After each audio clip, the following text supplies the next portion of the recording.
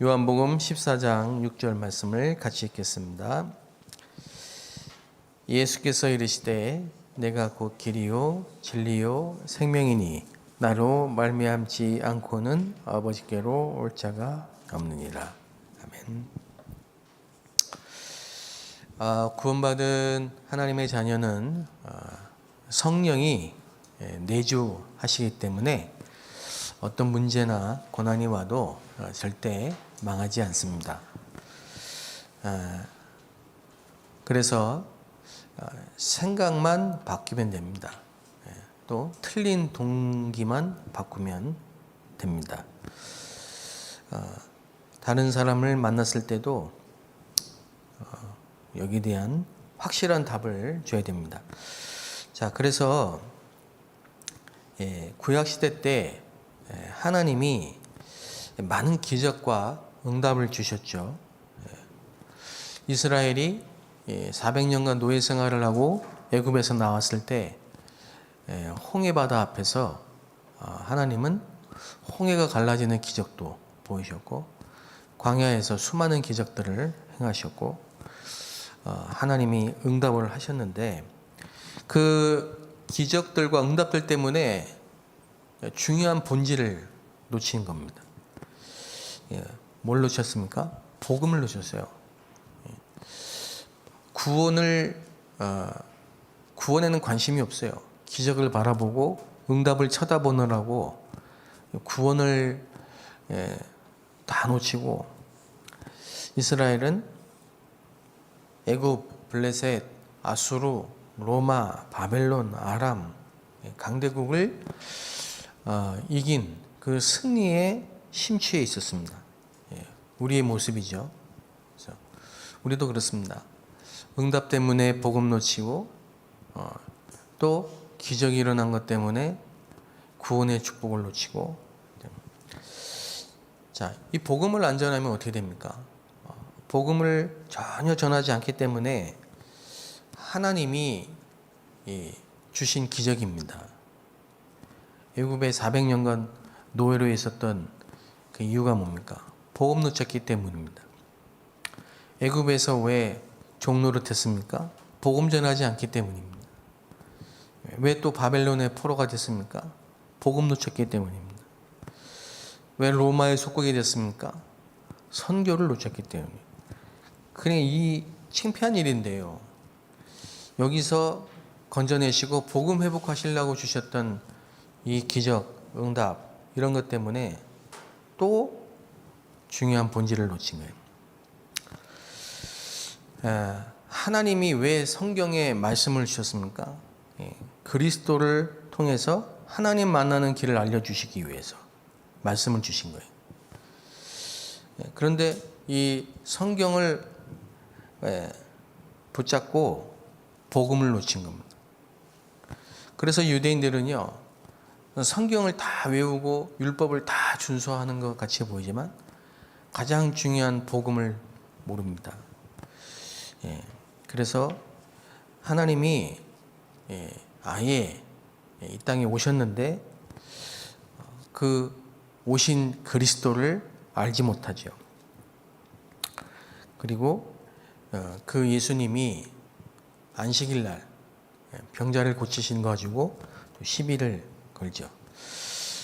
유대인들은 가장 불행한 사람들입니다. 성공한 것처럼 보이고 대단한 것처럼 보이는 바리새인들은 가장 불쌍한 사람들이죠. 그래서 예수님이 그 유대인을 향해서 요한복음 8장 44절 말씀을 하셨습니다. 너희는 너희 아비 마귀에게서 났으니 그랬습니다. 회칠한 무덤이라고 얘기했습니다. 결국은 그 유대인들이 예수님을 십자가에 못 박고 십자가에서 처형하게 만드셨습니다. 그리고 모든 그 피값을 후대에게 돌리라고 했습니다. 복음 놓친 사람들이죠. 또 구약시대 때 보면은 특별한 언약을 많이 주셨어요. 특별한 언약을 성막을 주시고 새 절기를 주시고 그런데 성막 안에 있는 그리스도를 다 놓친 겁니다. 그리고 성막만 붙잡았어요. 절기를 주셨는데 절기는 붙잡고 성삼위 하나님은 놓쳤어요.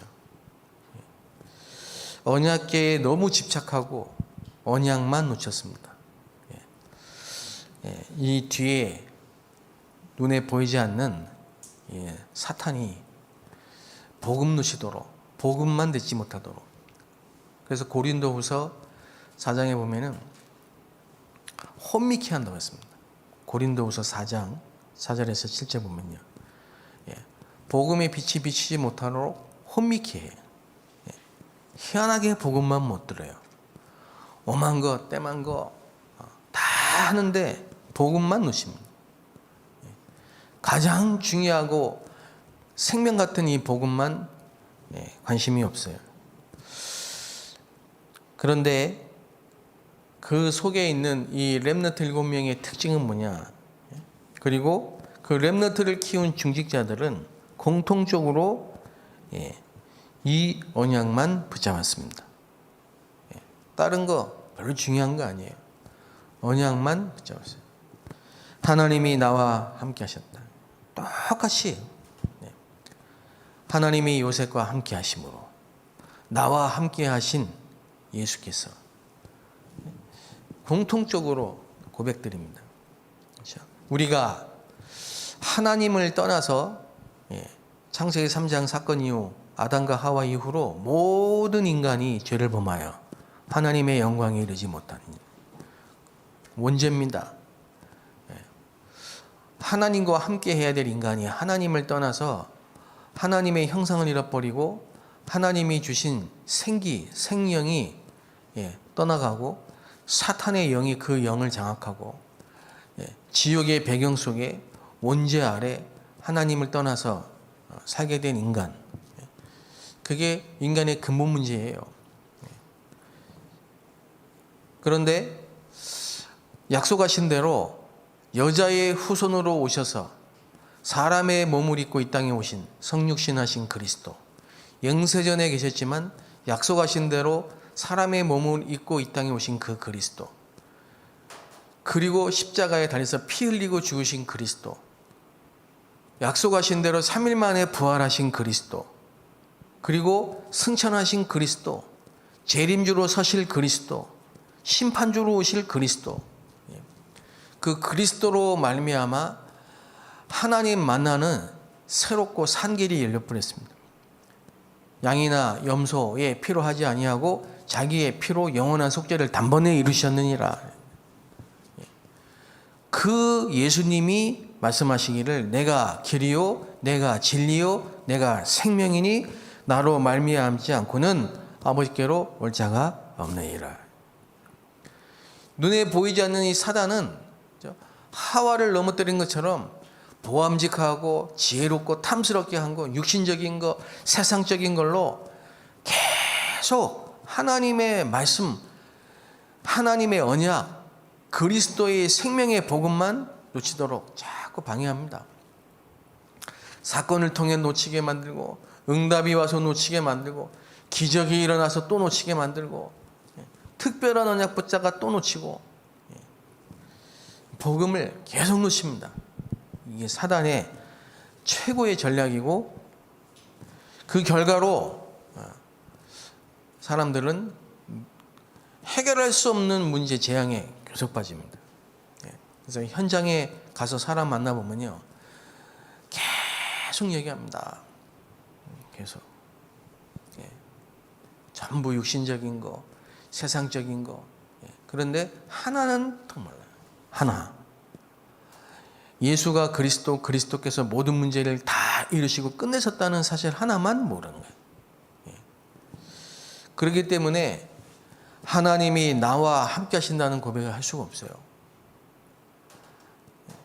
하나님을 떠났던 내가 그리스도를 통해 하나님을 만났고 그 하나님이 성령으로 내 안에 계시는데 하나님이 나와 함께 하시는 것만 모르죠. 근데 렘넌트 7명의 특징은 그것만 붙잡았어요. 하나님이 우리와 함께 하신다.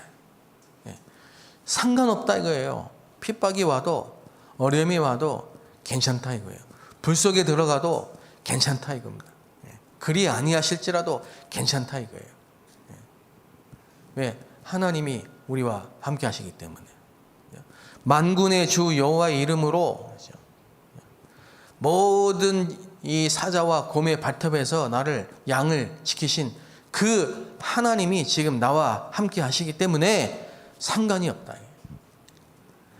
바울이 감옥에 있었지만 감옥이 바울을 붙잡은 게 아니고 바울이 감옥을 붙잡았어요.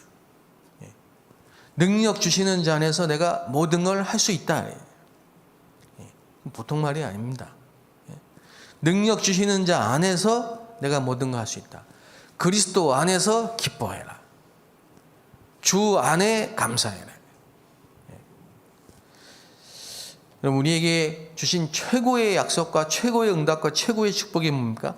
하나님이 우리와 함께 하신 겁니다. 전 세계 교회가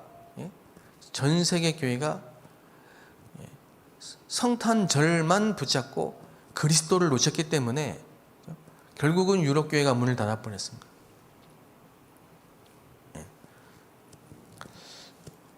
자꾸 절기 때문에 놓치고 행사 때문에 놓치고 문제 때문에 놓치고 또 응답받은 것 때문에 놓치고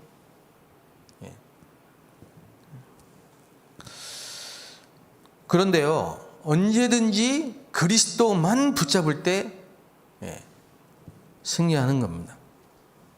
마귀의 모든 일은 그리스도만 붙잡을 때 끝납니다. 그래서 사무엘이 그렇게 얘기한 겁니다. 나와 우리 집은 오직 여호와만 섬기겠노라. 그럽니다.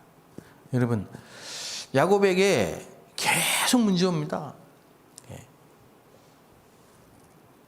야곱에게 쉴 데가 없이 문제가 와요. 또 응답도 옵니다.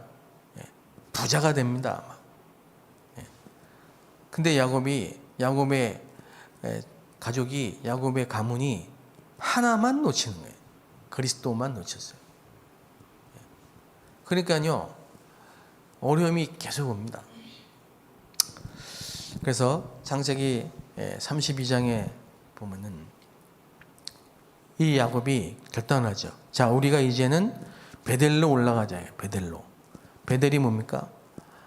하나님이 야곱에게 주셨던 그 언약의 장소. 베델. 하나님의 집, 그런 뜻입니다. 자, 오늘 우리가 이 새벽에 여호와만 바라보고 그리스도만 바라보고 오직 예수만 붙잡을 때 눈에 보이지 않는 모든 흑암과 저주 세력이 무너질 줄로 믿습니다. 하나님이 우리와 함께 하시는 뿐만 아닙니다. 하나님이 우리와 함께 하시는 말씀 붙잡고 모든 성도들이 언약 붙잡고 일주일을 평일을 현장에서 이 언약 붙잡고 응답받고 승리하는데 모든 게 합력해서 선을 이루어. 선이 뭐예요? 하나님의 뜻입니다. 하나님의 뜻이 뭡니까? 하나님의 뜻은요, 그리스도, 하나님의 나라, 오직 성령, 이게 하나님의 뜻입니다. 그러면 창세전에 숨겨졌던 거, 영세전에 감췄던 게 지금 나타나고 그건 영원한 겁니다. 그게 모든 문제 사건 속에서요, 하나님이 이루시는 하나님의 선입니다.